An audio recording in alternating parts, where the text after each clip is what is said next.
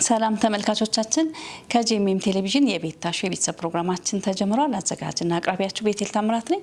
ዛሬ እንግዲህ በአዲስ እንግዳ ወደ እናንተ ቀርብ ያለው አብራችሁ እንድትቆዩ በአክብሮት ጋበዝኩ።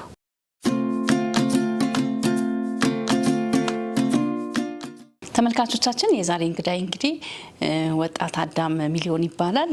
ለወጣት ተጋቢዎች ገና ሊያገቡ ላሰቡ ለጮኛማቾች በስራ ዓለም ላሉም እንደዚሁ ጥሩ ትምህርት ይሰጣል ብዬ እንግዲህ ወደ እናንተ ይዤ ቀርብ ያለው አብራችሁ እንድትቆዩ በአክብሮት ጋብዛለሁ። እንኳን በሰላም መጣ።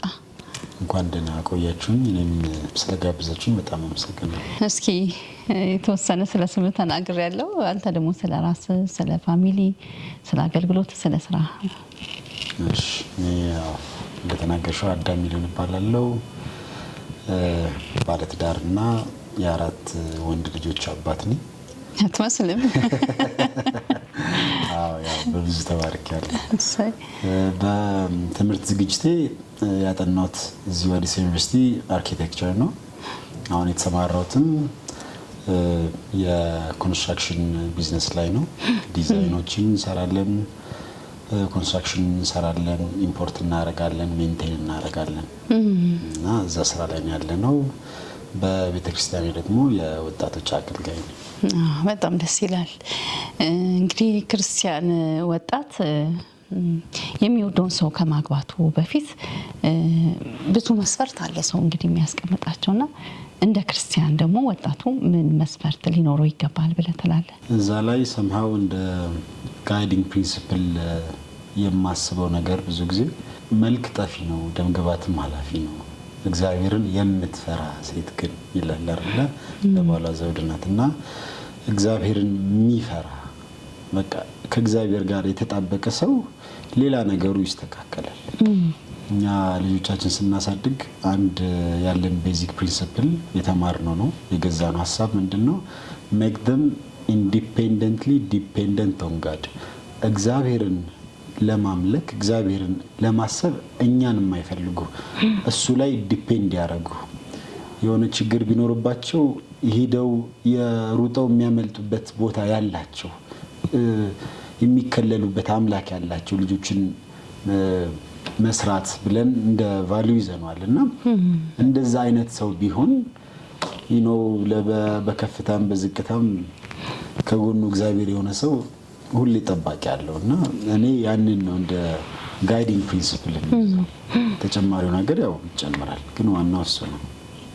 ግን ወጣቱ ብዙ ጊዜ አሁን የሚያየው ነገር አለ። የሆነ መስፈርት ብሎ ሊገባ ሲል ሴቷም ወንዱ እንዲህ ቢኖረው ወንዱም ደግሞ የሆነ እንደዚህ ነገር ብትሆን የሚለው ነገር አለና ምንድነው የምትመክረው ለወጣቱ? እስኪ ይሄ ፕሪንሲፕል እንዳለ ሆኖ ግን ምን መሆን አለበት እንደ ክርስቲያንም ደግሞ አንተ እንደኖርክበት ምን ሊሆን ይገባል መሰረቱ ብለህ ትላለህ? ወደ እውነቱ በደንብ ብናወራው ያው ሴቷ ገንዘብ ቢኖረው ትላለች፣ ወንዱ ውበት ቢኖራት ይኖራል ነው አይደለ? ዩዥሊ የሚወራው ነገር እና ከመጽሐፍ ቅዱስ አንፃርም ከህይወቴም ማካፍለው ነገር የተወሰነ ሊኖር ይችላል በዚህ ዳይሬክሽን። የመጀመሪያው ውበት የሚለው ነገር ውበት እንደምግባት ግን ደስ የሚል ነገር ያስፈልጋል እኮ ምንም የሆነ ነገር ሊስብ ይገባል። ሜጀር አይሁን ሜጀር ነው አትራክሽን ሳይኖር ምንም አይነት ነገር ግን የኔ በሱ መስርቼ የማየው ከሆነ በጣም የአይኑር ሳይሆን ሜጀሩ ምንድነው? ሜጀር ያልሆነ ነገር ላይ ማይነር ነገር ላይ ሜጀር ካደረግን ፌል እናደርጋለን ቤዚካሊ። ከዛ አንፃር ነው። ገንዘብም ደግሞ ኦፍ ኮርስ ብዙ አስፈላጊ ነገር ነው አይደለ? ያው የገንዘብ ችግሮቻችንን ይፈታል። ያ እግዚአብሔር የሚፈራ ሰው ግን መጽሐፍ እኮ ይናገራል። ድህነት ስለ ድህነት ሲያወራ የድሃ ጥፋቱ ድህነቱ ነው ይላል። ድህነትን አናጸድቅም፣ ምንም ጥያቄ የለም። ግን ደግሞ ገንዘብ አምላክም አይደለም። ትክክለኛ ቦታውን መስጠት መቻል አለብን። በእኔ ታሪክ ለወጣቶች ከኛ በታች ላሉ ለያንግ አደልቶችና ለወጣቶች አስረዳ ብትኝ እኛ ስንጋባ እኔም እሷም 1 ዓመት አካባቢ ነው የሰራነው። በስማችን የተመዘገበ ንብረትም ሆነ ምንም ነገር የለም እና ትዝ የሚለኝ እንዲያውም የተከራየነው ቤት 6000 8,000 ብር ነው የኔ ደሞዝ 6,000 ብር። ስለዚህ የቤት ኪራዩ ብቻ በ2,000 ይመጣል ከደሞዝ እና ያኔ ደግሞ እሷም ስራ አቁማ መታለች እና ስንከራይ አራብሳ ነበር የገባ ነው እና አራብሳ የነበረው ዳይኒንግ ቴብል አንድ ዳይኒንግ ቴብል ነው ሙሉ እንትን ውስጥ ያለው ሳሎን ውስጥ ያለው እሱም ደግሞ ያከራዩ እና በዛ ሁኔታ ውስጥ አልፈናል። ግን እሷም ቪዥን አላት እኔም ቪዥን አለኝ። በዛ ሌቭል ተግባብተን ነው ያለፍነው። እኔ እንዲሁም አንዳንዴ ይገርምኛል አባቷ በጣም ወዳቸው ሰው ናቸው ከዘመን ይባላሉና ምን አይተው ነው በቃ ይሄን ልጅ አይቼዋለሁ ወድጄዋለሁ ጥሩ ነው ብለው ነው እንትን ያሉትና እስከዛሬ ድረስ ይገርመኛልና አይ ገስ ማንነት ሞር ማተር ያደርጋል። ግን አሁን ላይ ያው እሷም የራሷ ድርጅት አላት እኔም የራሴ ድርጅቶች አሉኝ እዚህ ሌላ ቦታም እና አሁን ላይ እንደጀመር ነው አይደለም እግዚአብሔር ያሳየን ነገር ስላለ ትዳር ያው መጽሐፍም ሲናገር ለአዳም ሲፈጥርለት እኮ መልካም ረዳት ብሎ ነው የፈጠረለት። ረዳት የሚለው ሐሳብ ስራ አለ ማለት ነው። ዋናው ያ ስራ ነው፣ እዛ ላይ መግባባት ነው። ሌላው ተጨማሪ ነገር ነው። ተጨማሪ ነገር ደግሞ ጌታ ያመጣል። ለሱ ለኛ ነው ከባድ የሚመስልን ሳይኖረን ነው ከባድ የሚመስልን እንጂ ተጨማሪው ነገር ይመጣል። እና ዋናውን ነገር ዋና ማድረግ መልካም ነው። አመሰግናለሁ። እንግዲህ እንደ ክርስቲያን ወጣት ለማግባት ዝግጁ ሲኮን እንዴት ነው የሚታወቀው? ያ አንድ ወጣት ሊያገባ ሲፈልግ ወይ ደግሞ ጮኛ መያዝ ሲፈልግ ወይም እሷም ስትፈልግ እንዴት ነው ማወቅ የሚችሉት? በምንስ ደረጃ ራሳቸውን ማብቃት መቻል አለባቸው? ለዛ ማግባት ስለፈለጉ ብቻ ሳይሆን እንዳልከው ገንዘብ ግዴታ ያስፈልጋል። ለሆነ ነገርም ቢሆን አይደለ የተወሰነ ይዛችሁ ነው እናንተ ወደ ትዳር የገባችሁት። ሌላም የአይምሮ ብስለት ያስፈልጋል። በክርስትና ሕይወት ማደግም ያስፈልጋል። እና እስኪ እንዴት ነው ራሱን ዝግጁ ማድረግ ያለበት? እንዴት ነው ብቁ ነኝ ብሎ ወደ ትዳር መግባት ያለበት? ወደ ትዳር ሲገባ አዲስ ሮል ሊቀበል ነው አይደለ? ከዛ በፊት እሱም ልጅ ነበር እሷም ልጅ ናት። ልክ ለእናቶቻቸው ነው ለአባቶቻቸው አይደለ? ከዛ ግን ሲጋቡ እሷ ሚስት ልትሆን ነው፣ እሱ ባል ሊሆን ነው። እግዚአብሔር ደግሞ ከፈቀደ እሱ አባት ሊሆን ነው፣ እሷ እናት ልትሆን ነው። ስለዚህ ለነዚህ ሮሎች አሁን ላይ ዝግጁ ነኝ ወይ? በቃ እነዚህን ለመቀበል እነዚህን ወደ እነዚህ ለማደግ ዝግጁ ነኝ ወይ? እና ለሴቶች አክቹሊ እኔ ኢንስትራክሽኑ በጣም ክሊር ስለሆነ ያስቀናኛል።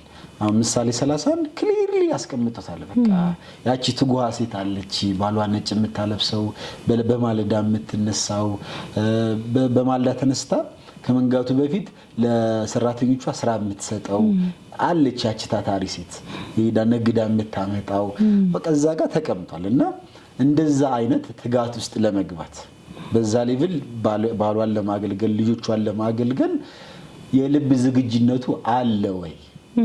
ከሌለ በዛ ቃል መሰረት በደንብ ራስን መጠየቅ በደንብ ራስን መገምገም ይቻላል። ለወንዶች ደግሞ ያው ተሰጠን ትዕዛዝ ሚስቶቻችሁን ውደዱ አይደለ? ክርስቶስ በክርስቲያን እንደወደዳት በዛ ሌቭል ሳክሪፊሻል የሆነ አሁን እንደወጣት ደረታችንን ነፍተን መኖር እንችላለን። ምንም ዝቅ የሚያደርገን ነገር የለም። የፈለግነውን አድርገን ማረፍ እንችላለን።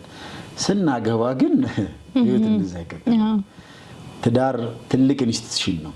ኢንፋክት ዓለም ላይ ቤዚክ የሆኑ 5 ኢንስቲትዩሽኖች አሉ ይባላል። የፖለቲካል ኢንስቲትዩሽኖች አሉ፣ ኢኮኖሚካል ኢንስቲትዩሽኖች አሉ፣ ትምህርት ቤቶች አሉ፣ የሃይማኖት ተቋሞች አሉ፣ ከዛ ቤተሰብ ነው። ሁሉም እነዚህ ኦርጋናይዜሽኖች ደግሞ ቤዝ ያደረጉት ቤተሰብ ላይ ነው። ቤተሰብ ከፈረሰ ሁሉም ይፈርሳሉ።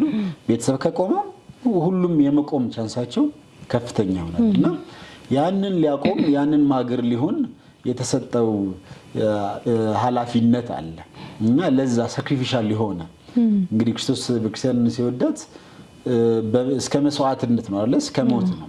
እና እኔን ሲያልፍ ነው ወደ ባለቤቴ ምንም ነገር የሚሄደው። እና ያ ብዙ ሀምብል መሆን ይጠይቃል። ብዙ ራስን ዝቅ ማድረግ ይፈልጋል። እና ለዛ ዝግጁ ነኝ ወይ? ለዛ መስዋዕትነት ዝግጁ ነኝ ወይ የሚለውን ነገር በሁሉም ረገድ ማየት ያስፈልጋል። በተጨማሪ ደግሞ ማይልስ ሞንሮ አንድ የጻፈው ጽሁፍ አለ መጽሐፍ ማክሲማይዚንግ ዩር ሲንግልነስ የሚል እሱን ደግሞ በደንብ ቢያነቡት ሪከመንድ አደርጋለሁ። እስኪ ካነበብከው ለተመልካች ገና ሪከመንድ ከምናደርግ አመሰግናለሁ አዳም።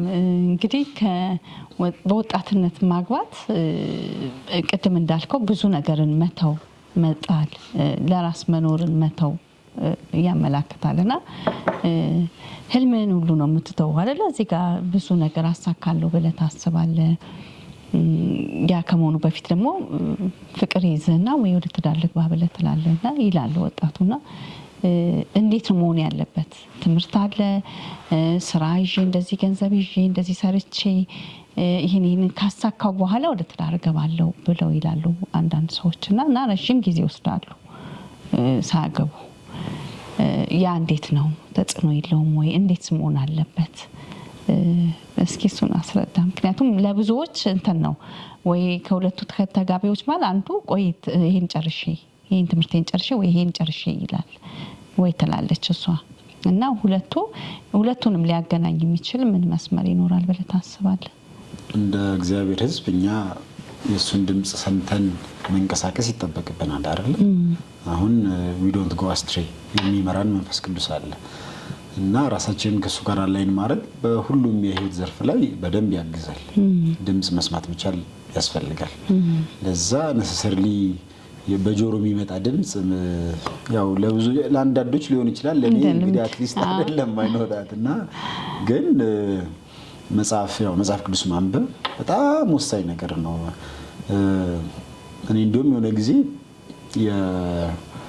የመጽሐፍ ቅዱስ ካላነበብኩኝ ምግብ አልበላም ብዬ ኤቭሪ ዴይ አነብ ነበረ። ያ ነገር በደንብ አግዞኛል። ብዙ ጥያቄዎች አሉን ኢን ጀነራል አይደል ህይወት ላይ እና ሰማይና ምድርን ያጸና ቃል ለአንተ ህይወት አያንስ ለኛ ህይወት አያንስ እና እዛ ላይ ቤዝ ማድረግ በጣም አስፈላጊ ነገር ነው።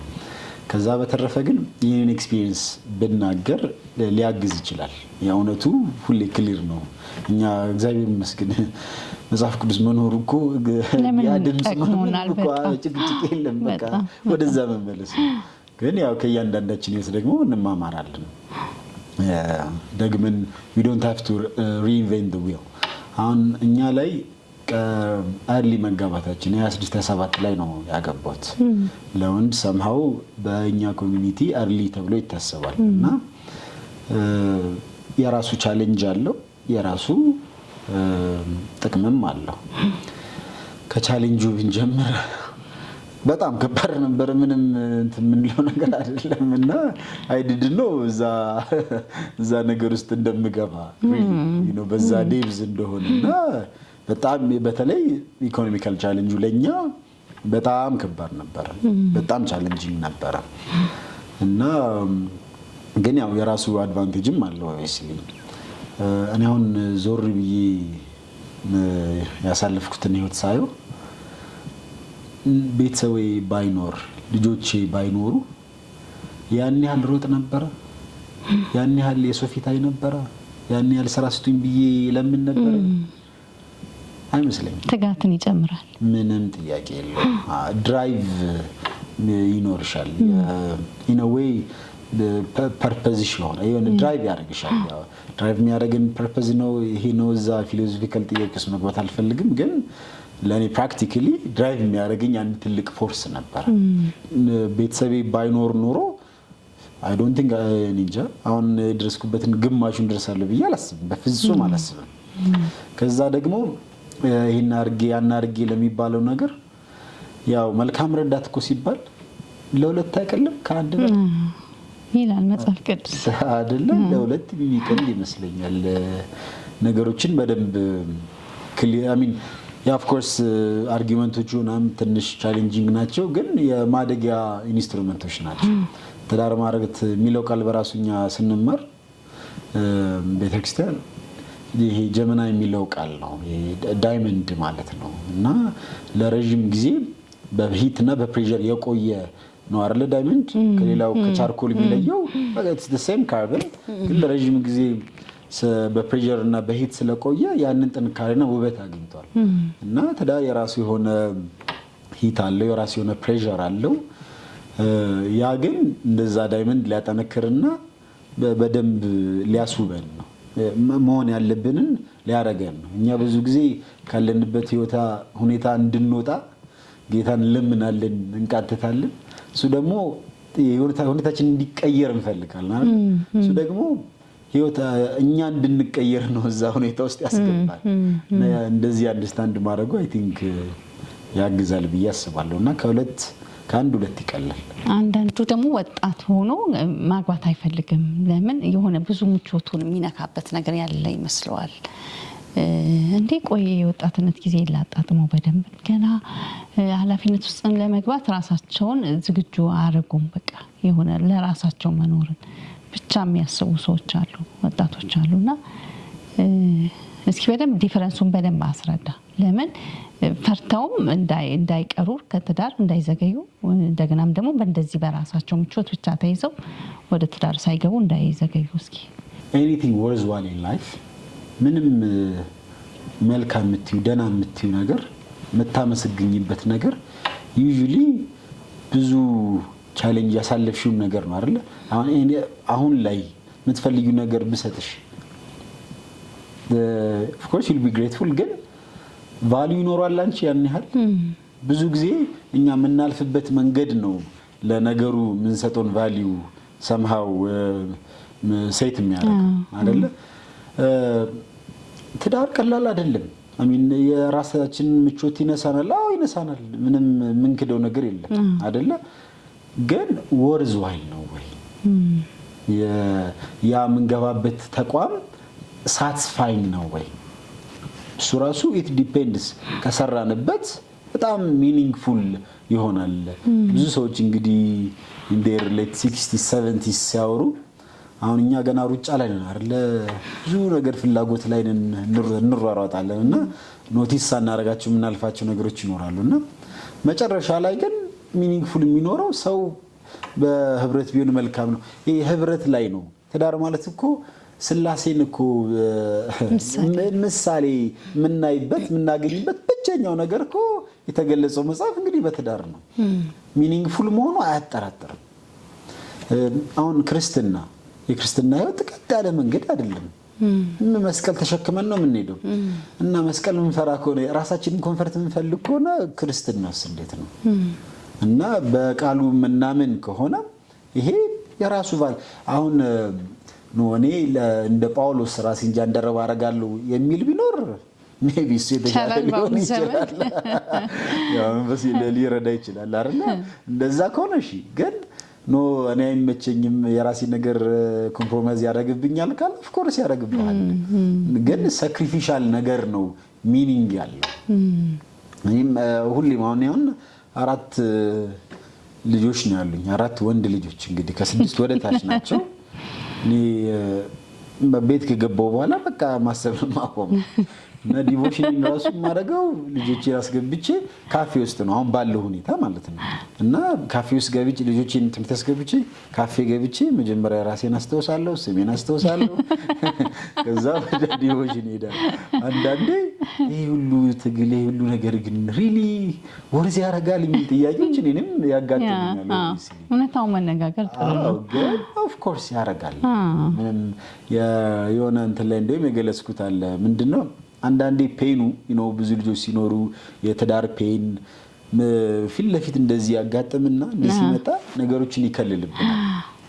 ግን እንደዛ አይደለም። በቃ ምንም የትኛውም ብሌሲንግ አትሊስት እኔ ላይ ህይወት ላይ እስካሁን ኤክስፒሪየንስ ያደረኩት የራሱ ፔን አለ። ፔኑን አክሰፕት ማድረግ ያስፈልጋል። በቃ ልጆች ካሉ እንቅልፍ ላይ ይኖር ይችላል። ሶዋት እኛም እዚህ ድረስ ነው እኮ እናቶቻችን አባቶቻችን ሳክሪፋይ አድርገውልን እኛ ዊል ፔይ ኢት ፎርወርድ።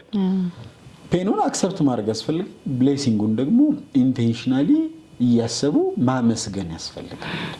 ለሁሉም የተሰጠ አይደለም። ትዳር ለሁሉም አይሰጥም። ልጆች ለሁሉም አይሰጡም። ያንን አስቦ ግሬትፉል መሆን ያስፈልጋል። እግዚአብሔር እኮ ቢያምነን ነው እኮ አምኖን እኮ ነው ሰውን የሚያክል ነገር ሰው እኮ ነው የተሰጠን። ክርስቶስ የሞተለትን ሰው እንድናሳድግ አምኖን የሰጠን። በዛ መታመን ግሬትፉል መሆን መቻል አለብን። ከዛ ደግሞ የፕሮቪዥን ለሚለው ነገር ለማንሳት ፕሮቫይድ የሚያደርገው እኮ ያው ወንድ የሴት ራስ ነው፣ ክርስቶስ ደግሞ የወንድ ራስ ነው። ፕሮቪዥኑ ወንድ ቢሆንም ክርስቶስ ነው ፕሮቫይድ የሚያደርገው። ትሩ ፕሮቫይደር ክርስቶስ ነው። ከሱ ጋር አላይንድ ሆነን እኛ ፓይፕ ነው የምንሆነው እና እምነታችን የፕሮቪዥን እምነት ለወጣቶች በደም ሼር ማድረግ የምንፈልገው በህይወታችን አምነን የለ በዘላለማችን እኮ ጌታን አመን ነው። እንዴት ነው በምድራዊ ፕሮቪዥን ማናምን ነው? በቃ እሱን ማመን ያስፈልጋል። በእግዚአብሔርን የሚፈራ የተባባል ነው መጀመሪያ ላይም አንዱም ሐሳቡ ከእግዚአብሔር ጋር ከተጣበቀ በቃ ፕሮቪዥን ከሱ ነው። ደግሞ እኔ በህይወቴም አይቼዋለሁ። እውነት እኔ ጥሬ ግሬ ሩጬ ለዳይፐር ተቸግሬያለሁ። ግን እሱ ኢንተርቪን ሲያደርግ ልክ የጴጥሮስ ታሪክ ነው። ሌሊቱን ሙሉ ለፋን፣ ጌታ ሆይ አንድም ቢሆን አላገኘንም፣ ግን ለስምህ ፈቀቅ አድርጋችሁ ለስምህ እናደርገዋለን። ዞር አድርጎ ሲጥለው መረቡ እስኪቀደድ ያኔ ሰው ምንም አማራጭ የለውም። ዞር ብሎ ጌታ እኮ ነው ማለት ነው። ለሱ እስቲ መረብን ይቀደዋል። አባት እመነኝ፣ አንተ ብቻ ወደ ቀኝ ፈቀቅ አድርገህ ዞር፣ ድምፁን ስማ፣ ሲነግርህ ድምፁን ስማ፣ አላይንድ ሁን። ምንም በቃ እኔ በህይወት የማውቀው ነገር ነው። በጣም ደስ የሚል ተሞክሮ ነው። እስኪ ከሚስት ጋር እንዴት ተገናኛችሁ? ወደ ኋላ ልመልስህና በምን አጋጣሚ ነው የተገናኛችሁት? ታስታውሰዋለህ? እኔ ያኔ የህንፃ ኮሌጅ አይ ቲንክ 4ኛ ዓመት የአርኪቴክቸር ተማሪ ነበርኩኝ። እሷም የሜዲሲን ተማሪ ነበረች እና ከ4 ኪሎ ከ6 ኪሎ ወደ 4 ኪሎ አይደለም ከ4 ኪሎ ወደ ቦሌ ታክሲ ውስጥ የመጨረሻ ወንበር ላይ ተቀምጣ እኔ መጨረሻ ስትቀመጭ የሚያስቀምጥሽ የማይመች ቦታ አይደል? ልክ እዛ ስቀምጥ ያኔ እንደዚህ ፊት አልነበርኩም፣ ወፍራም ነበርኩና ወደዚህ ልኮች እንደስቆጭ ስል በዚህ መስኮት እኔ ልውጣለ እንዲያለችኝና አይ በመስኮት ከምትወጪ ወደ ህይወቴ ግቢ። ይገርማል። በጣም ደስ ይላል። እሺ እንደዚህ ወደድካት፣ አገባሃት። አንዳንዴ የማንም ሰው የሚያምንበት ነገር አለ ከማግባት በፊት ማለት የሚያስበው የሚያልመው ትዳር ብሎ ሲል የሚያልመው ነገር አለ። ስትገባ እንዴት ነው የገጠመህ ነገር? ምክንያቱም አንተ እንደ ወጣት ተጋቢ እንደመሆን መጠን የሆኑ አርሊ አመታቶች እንትን ናቸው አይደለ? ብዙ ጊዜ የሀሳብ መጋጨት ሊመጣ ይችላል። ኤኒታይም የሀሳብ መጋጨት ሊኖር ይችላል። ብዙ ነገር አለ አይደል? መጀመሪያ ላይ የማትግባባባቸው ነገሮች አሉና ያችን ጊዜያት እንዴት አለፍክ? ምክንያቱም ብዙዎች የሚፈተኑበት ጊዜ ነው ያ ጊዜ። ጥዬ በወጣ ሲሄዱ እንዴ ትዳር ብለው የሚያስቡበት ጊዜ ነው። ምክንያቱም አዲስ ላይፍ ውስጥ ስለሚገቡና ያችን እስኪ ከተሞክሮ እንዴት አለፍክ? እንዴት አገኘኸው? ያው የመጀመሪያዎቹ አመታት ትንሽ ቻሌንጂንግ ናቸው። እኛን በደንብ የረዳን ያው የትዳር ትምህርት 3 ወር ተምረን ነው የገባ ነው እና ሆነስትሊ ሰርፕራይዝ ያደረገን ነገር የለም። በቃ እናውቀዋለን፣ ትጋጫላችሁት ብለውናል። በጮኝነትም የነበረ ነገር ነው። ከዛ በኋላ ይቀጥላል አሉ። በቃ ቀጠለ። አንዳንዴ እውቀት በጣም ትልቅ ነገር ነው። ስለዚህ የእግዚአብሔር ቃል ትልቅ ነው፣ እሱ ረድቶናል በጣም። ከዛ በተረፈ ግን ያው ክርስቶስ እኛን እስከ ሞት ድረስ ወዶን፣ ከዛ ግን እለት እለት የምንኖረው በምህረቱ አይደለም። ማለዳ ማለዳ ምህረቱን እየጠገብን አይደለም የምንኖረው። ያ ይቅርታ በጣም ያስፈልጋል። ያ ይቅርታ ልብ በጣም ያስፈልጋል። ከዛ ከሆነ ጊዜ በኋላ ደግሞ ዩዥሊ ብቻ ሴቶች ትክክል ናቸው ፎር ሰም ሪዝን እና አሁን ታምንበታለህ። ጥሩ ነው እንዲካመን የተለያየ ሀሳብ ካጋጠመን እነሱ ሞስት ላይክሊ እሷ ትክክል ናት ብዬ አምኛለሁ። በቃ እሱ ትንሽ ግጭቱን ዲስ ይቀንሳል፣ አትሊስት ሂቱን ይቀንሳል። አንዳንዴ ያመንክበት ነገር ኖሮ እዚህ ጋር ስትገባ ግን የሆነ ልዩነት ይፈጥራል። እንደዛ ሆኖ ብዙ ጊዜ ተሳስቻለሁ እና ያው የትናንቱ ነገር ትምህርት ይሆናል። ያንን ሰከንድ ቻንስ መስጠት አንዳንዴ ያስፈልጋል። ከተጋጨን ሞስት ላይክሊ እሷ ትክክል ናት ብለህ ነው የምታስበው? አሁን ላይ ከኤክስፒሪየንስ አንፃር ማለት ነው። በጣም ደስ ይላል። ይህ ነገር መምጣቱ አይቀርም፣ በቃ ግጭት መኖሩ አይቀርም። የማይቀር ነገር ነው፣ ይመጣል እና እሱን መጀመሪያ ማሰብ ማስተዋል ያስፈልጋል። ከዛ ደግሞ ብዙ ጊዜ ግጭቶች ሲኖሩ ግጭቶችን መጠቀም ያስፈልገናል። ምንድነው ግጭት ሲኖር እኮ ወይ እኔ ተሳስቻለሁ ወይ እሷ ተሳስታለች ማለት ነው አይደለ? ስለዚህ ከሁለት አንዳችን ልናድግበት ነው እና ለማደግ ግን ትህትና በጣም ያስፈልጋል። ሁሌ ራሳችን ትክክል ነን ብለን ስለምናስብ እና ሜቢ ጀስት ሜቢ ትክክል ላልሆን ይችላሉ ብሎ መጠራጠር ራስን ያስፈልጋል። ያ ካለ ግን በቃ ሚንስ ነው ይሄ ግጭት አንደኛ የምንጣበቅበት፣ ሁለተኛ ደግሞ የምናድግበት። አሁን ከግጭት በኋላ ያለው ፍቅር ሁሌ ደስ የሚል ነገር አለው አይደል? ኢቭን የመጣበቂያም ምክንያት ይሆናል። የምንጋጨው እኮ በጣም ስለምንዋደድ ነው። አሁን መንገድ ላይ የሚያጋጠመኝ ሰው የሆነ በሀሳብ ብንላይ ደግማ ታገኝ ህይወቱን ይቀጥላል፣ ህይወቴን እቀጥላለሁ። ከእሷ ጋር ግን እንደዛ ይሆን ወደ አንድነት ስለምንዋደድ ነው የተጋጨ ነው። ኮዙን ማሰብ ያስፈልጋል። ከዛ ደግሞ ጥቅም አለው ወይ እኔ እቀየራለሁ እለወጣለሁ ወይ እሷ ትለወጣለች፣ እናድግበታለን። ከዛ ደግሞ እንጣበቅበታለን። አመሰግናለሁ። ተመልካቾቻችን ከወጣት አዳም ሚሊዮን ጋር ያደረግነው ቆይታ በዚህ አላበቃም። ሳምንት በክፍል 2 ወደ እናንተ እናደርሳለን። የዛሬው ፕሮግራማችን በዚህ አብቅቷል። አዘጋጅና አቅራቢያችሁ ቤቴል ታምራት ነኝ። ከቤታሽ ተሰናበትኩኝ። አስተያየት ሀሳብ ካላችሁ ስክሪኑ ላይ የምታገኙት ስልክ እንድታደርሱን በአክብሮት ጠይቃለሁ። የዩቲዩብ ቻናላችንንም ደግሞ ሰብስክራይብ እንድታደርጉ ጄሜን ቴሌቪዥን ቤታሾ የሚለው ላይ ሰብስክራይብ እንድታደርጉ በአክብሮት ጠይቃለሁ። ሰላም ነው።